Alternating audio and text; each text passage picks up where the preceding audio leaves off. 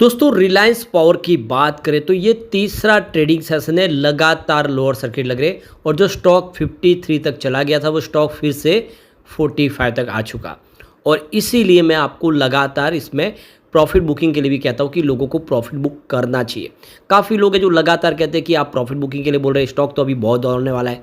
ऐसा होता नहीं है, हर स्टॉक में बड़ी तेज़ी के बाद गिरावट होती है और इसीलिए समय समय पर आपको प्रॉफिट बुक करते रहना चाहिए।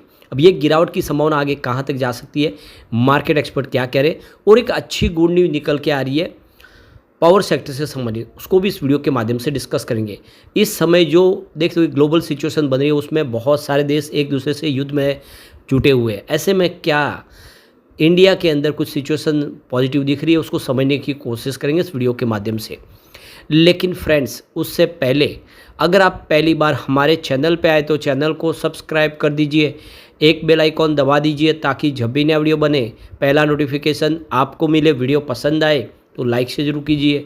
चलो फ्रेंड्स वीडियो स्टार्ट करते हैं। मैं हूँ आपका दोस्त SB दवे और हमारे अपने चैनल ऑनलाइन कमाई में आपका बहुत बहुत स्वागत है।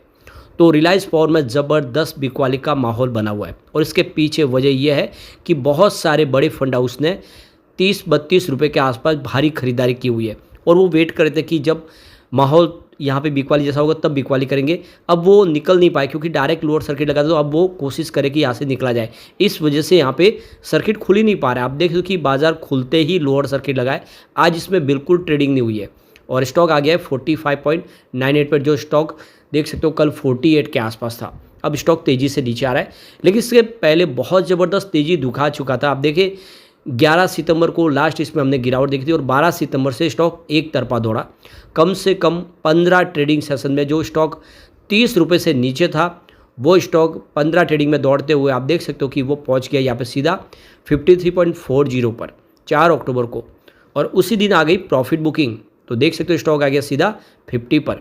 और पिछले 2-3 ट्रेडिंग सेशन जो बाजार में गिरावट का माहौल बना उसका असर यहाँ पे देखने को मिला बिल्कुल। और इस गिरावट की वजह से स्टॉक भी नीचे आ गया क्योंकि बाजार में तूफानी गिरावट हुई थी 4 अक्टूबर को और 7 अक्टूबर को भी बाजार गिरा। ऐसे में लोगों ने प्रॉफिट बुक करना ही समझा कि यहाँ पे ठीक है कि प्रॉफिट बुक कर लिया जाए, तो भारी भरकम बिकवाली शुरू, इसकी वजह से स्टॉक काफ़ी नीचे आ गया। अभी थोड़ी सी गिरावट की संभावना तो इसमें और दिख रही है क्योंकि जिस हिसाब से बहुत हैवी मात्रा में बिकवाली हो रही है। अब वॉल्यूम बहुत कम हो चुका है क्योंकि डायरेक्ट लोअर सर्किट लग रहा है। तो पिछले 1 महीने पहले इसका 8 करोड़ का वॉल्यूम था, 4 करोड़ की डिलीवरी उठाई गई थी। 1 वीक पहले 10 करोड़ का वॉल्यूम था, 5 करोड़ की डिलीवरी उठाई गई थी और कल 73 लाख का डिलीवरी बेस काम हुआ। आज मात्र 45 लाख का ही वॉल्यूम हुआ। क्लियरली देख सकते हो कि बहुत कम वॉल्यूम हो रहा है। फिलहाल अपनी 50 रुपये की हाई प्राइस यानी 53.64 के हिसाब से देखें तो 16% डाउन हो चुका है स्टॉक। उसके पीछे वजह है प्योरली प्रॉफिट बुकिंग, क्योंकि देख सकते हो कि इस समय रिलायंस इंडस्ट्री पावर का देखो जो रिलेटिव स्ट्रेंथ इंडेक्स यानी RSI वो 79 के आसपास है। इसका मतलब ये कि स्टॉक ओवरबॉट जोन में आ चुका है और ऐसे में सेलिंग प्रेशर दिख रहा है क्लियरली, क्योंकि कोई भी प्रॉफिट बुक करना चाहता है। स्टॉक महंगा लग रहा है इस लेवल पे लोगों को RSI के हिसाब से। अगर कोई स्टॉक पिछले 1 महीने में 60% से ऊपर दौड़ चुका है तो क्लियरली यहाँ पे प्रॉफिट बुकिंग आनी थी और वही आई। ईयर टू डेट के हिसाब से रिलायंस पावर का रिटर्न देखें तो 102% के आसपास, जो बहुत ही बेहतर है। इस दौरान निफ्टी ने मात्र 15% की ही तेज़ी बताई है। पिछले 1 साल में रिलायंस पावर ने 172% का ज़बरदस्त रिटर्न दिया, जबकि निफ्टी का रिटर्न 28% के आसपास रहा है। तो 18 सितंबर को ही कंपनी ने अनाउंस किया कि उन्होंने विदर्भ पावर लिमिटेड का जो 3872 करोड़ का कर्ज था उसका सेटलमेंट कर दिया है। तो CFM एसेट रिकंस्ट्रक्शन कंपनी के साथ में उनका निपटारा हो गया है, जिससे आप देखिए जो गिरवी शेयर थे वो सारे रिलायंस पावर के पास आ गए। पूरी एक बड़ा स्टेप था जिसकी वजह से एक पॉजिटिव माहौल बनना लगातार जारी रहा। इसके अलावा भी जो इनका सबसे बड़ा अचीवमेंट है कि कंपनी को एक बहुत बड़ा टेंडर मिला है। ये solar energy corporation of India यानी सरकारी टेंडर मिला है बैटरी एनर्जी स्टोरेज का। तो ये एक बिल्कुल नया बिजनेस है। कंपनी अब तक सिर्फ सोलर विंड प्रोजेक्ट करती थी और इसका जो थर्मल पावर प्लांट का बिजनेस था, ट्रांसमिशन का बिजनेस था, लेकिन अब कंपनी एनर्जी स्टोरेज बिजनेस में भी एंट्री कर चुकी है।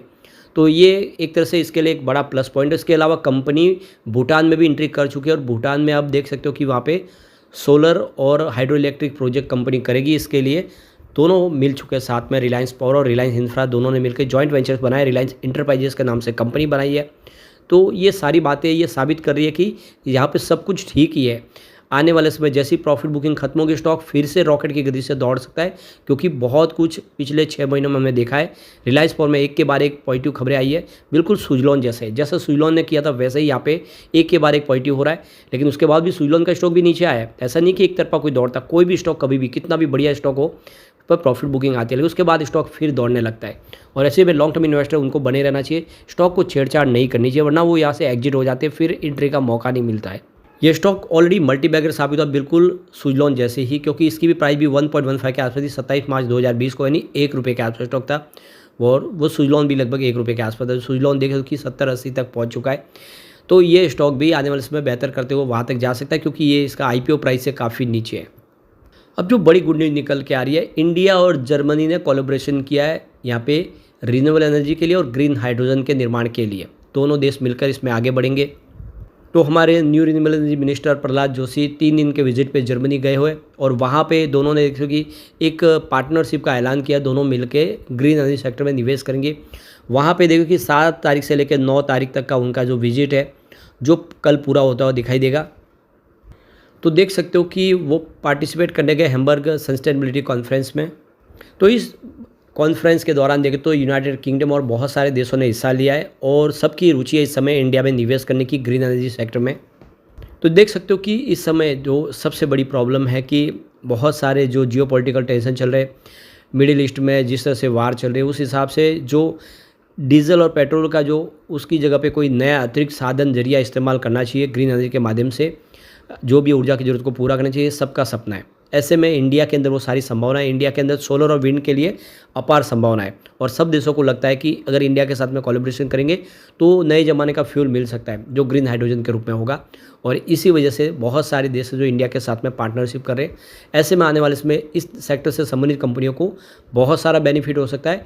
बहुत सारे जो विदेशी निवेशक हैं वो इन कंपनियों में निवेश कर सकते हैं, पार्टनरशिप कर सकते हैं, कोलैबोरेशन कर सकते हैं। तो रिलायंस पावर जो ऑलरेडी ग्रीन एनर्जी सेक्टर में तेज़ी से अपने कारोबार को आगे बढ़ा रही है, उसके लिए एक बड़ा मौका दिखाई दे रहा है इस समय। दूसरी जो अपडेट निकल के आ रही है कि मिडिल ईस्ट में जो लगातार क्राइसिस चल रही है, उसकी वजह से जो फ्यूल की प्राइस है, पेट्रोल डीजल की प्राइस, उसमें ज़बरदस्त वृद्धि हो सकती है, और हो सकता है कि वो समय पे मिल भी ना पाए। ऐसे में अब सबके जो इस समय जो एक ही रुझान है कि रिन्यूएबल एनर्जी को ज़्यादा से ज़्यादा प्रमोट किया जाए, उसको ज़्यादा से ज़्यादा इस्तेमाल किया जाए।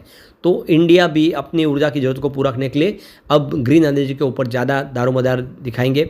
ऐसे में क्लियरली देख सकते हो कि आने वाले समय में सरकार भी बहुत सारी नई और योजनाएं ला सकती है।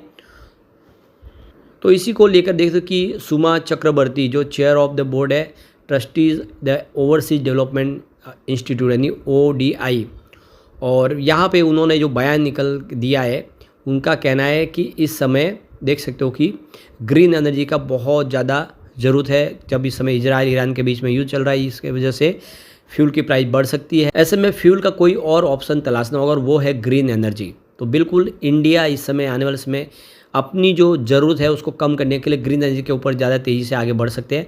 तो बहुत सारे नए प्रोजेक्ट शुरू होंगे, प्राइवेट प्लेयर की भी ज़रूरत है कि वो पे निवेश करे।